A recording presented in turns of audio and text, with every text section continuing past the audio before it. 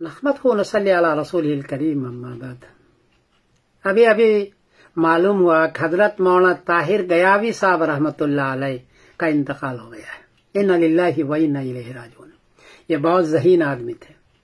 1968 میں دارالعلوم گیا رمضان کے مہینے میں، تاکہ رمضان کے بعد میں امتحان دے سکوں۔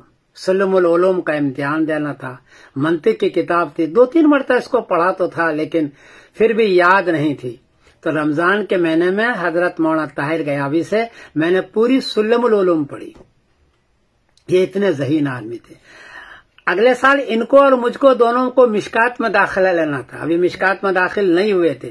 اس سے پہلے ہی ان کو اتنی یاد تھی اور اتنا اچھا سمجھاتے تھے کہ میں نے ان سے سلم العلوم پڑھی ہے۔ اس اعتبار سے کہا جائے کہ میں ان کا شاگرد بھی ہوں، اور ساتھ ساتھ چونکہ مشکات میں ہم دونوں ساتھ تھے تو ہم دونوں ساتھی بھی ہیں۔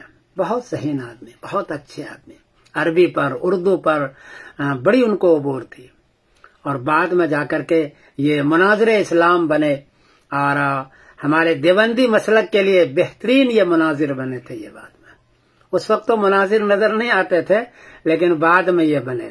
واقعی اللہ نے ان کو بڑا ملکہ عطا فرمایا تھا۔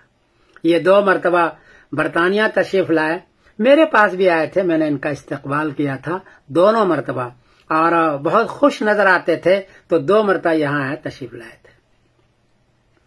اللہ تعالیٰ ان کو جنت الفردوس عطا فرمائے، ان کے سیئات کو معاف فرمائے، غلطی کوتاہی ہو گئی اس کو معاف فرمائے، عذاب جہنم عذاب قبر سے نجات فرمائے، اور بعد میں رہنے والوں کو صبر جمیل عطا فرمائے۔ اس قسم کے آدمی کم پیدا ہوتے ہیں جو زمانے طالب میں وہ سلم العلوم جیسی کتاب پڑھا دیتا ہو، کم لوگ ہوتے ہیں۔ میں آج ان کو یاد کرتا ہوں، اللہ ان کو جزائے خیر عطا فرمائے۔ میں سمیر بن قاسم بول رہا ہوں مانچسٹر انگلینڈ سے۔